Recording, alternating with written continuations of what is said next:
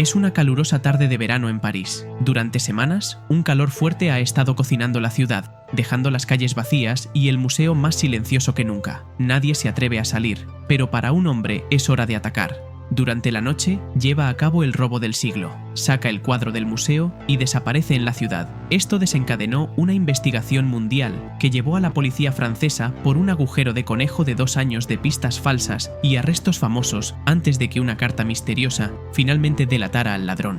Modelamos todo el asunto para mostrarte cómo un solo hombre robó la Mona Lisa, cómo casi se salió con la suya y el elaborado plan detrás del robo que finalmente se reveló décadas después. Cuando el sol se ponía ese domingo por la noche, los últimos turistas salían del museo, pero justo antes de que cerrara, un hombre entró al museo vestido con el uniforme oficial del museo. Mezclándose como un empleado, rápidamente encontró su camino a un pequeño armario de almacenamiento, se abrió paso y esperó toda la noche. El museo estaba cerrado al día siguiente, por lo que muy pocos empleados iban a patrullar el museo.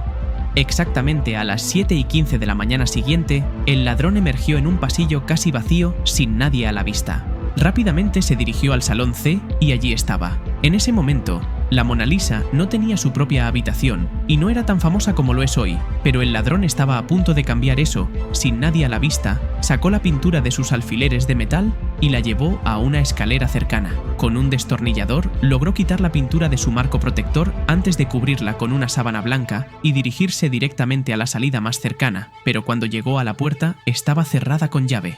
En ese preciso momento, un plomero que trabajaba para el museo apareció de la nada. Supuso que el hombre era un empleado de la galería y lo ayudó a abrir la puerta, y así el ladrón desapareció en la ciudad con la Mona Lisa bajo el brazo. Todo el atraco había terminado y era solo cuestión de minutos, pero tomaría otras 28 horas antes de que alguien se diera cuenta de que la pintura realmente se había ido.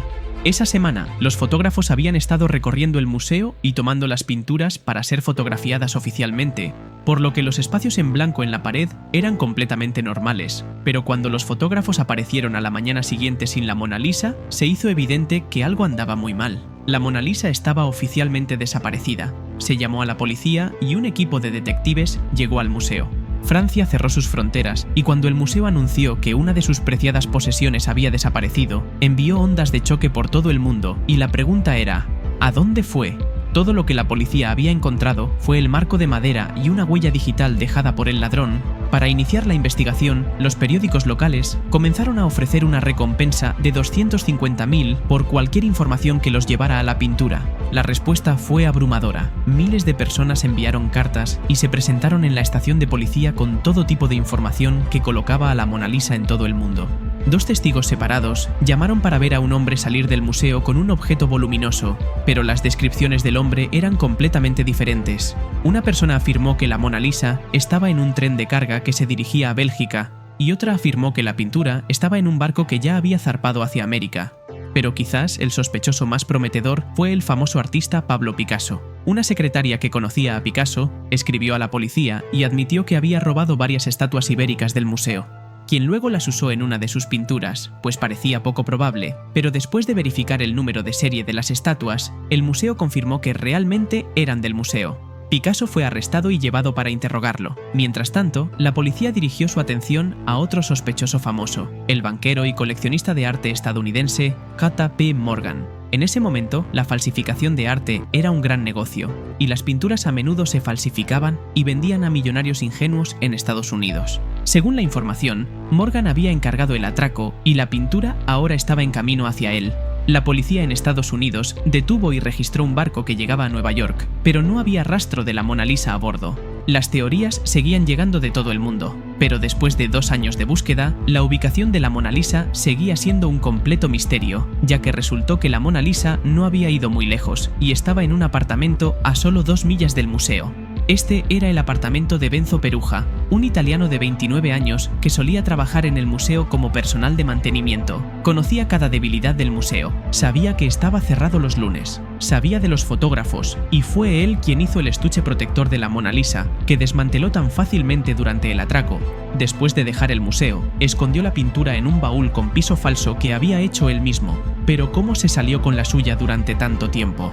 Sorprendentemente, Peruja ya tenía antecedentes penales y sus huellas dactilares ya estaban en el sistema, pero solo las de su mano derecha estaban en el sistema, y la del marco era una huella izquierda, y por lo tanto nunca se encontró una coincidencia durante la investigación. La policía había visitado el apartamento de Peruja 2 veces, pero nunca encontró nada. No sabían que la Mona Lisa se escondía justo debajo de sus narices. Peruja había llevado a cabo un atraco estúpidamente simple y parecía que se saldría con la suya, pero después de 2 años manteniendo la pintura como rehén, comenzó a impacientarse. Escribió una carta anónima a un comerciante de arte en Florencia, la ciudad donde se pintó la obra maestra. En la carta afirmó tener la Mona Lisa en su poder y dijo que quería devolverla a su hogar.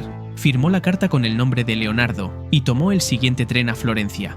El comerciante de arte y su socio acordó encontrarse con Peruja en su habitación de hotel para comprobar la pintura con las puertas cerradas. El comerciante abrió el baúl y, para su sorpresa, realmente era la Mona Lisa. Para autenticar aún más la pintura, los comerciantes de arte la llevaron de regreso a su estudio, asegurándole a Peruja que sería recompensado por traerla de regreso a Italia. Pero a solo 1 hora después, la policía se presentó en su puerta y lo arrestó.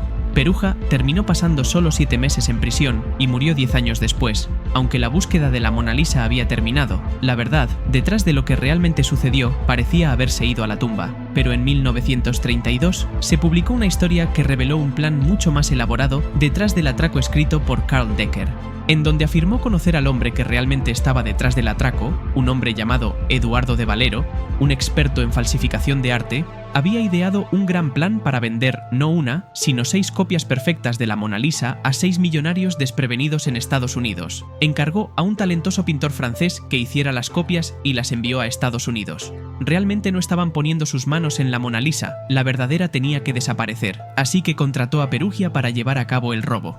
Cuando se corrió la voz de que la Mona Lisa había desaparecido, las pinturas se vendieron a sus compradores y los 3 involucrados huyeron con el equivalente a 90 millones de dólares. Y así es como se llegó a la conclusión años más tarde de todo esto. Sin más, no olvides suscribirte para más descubrimientos como este.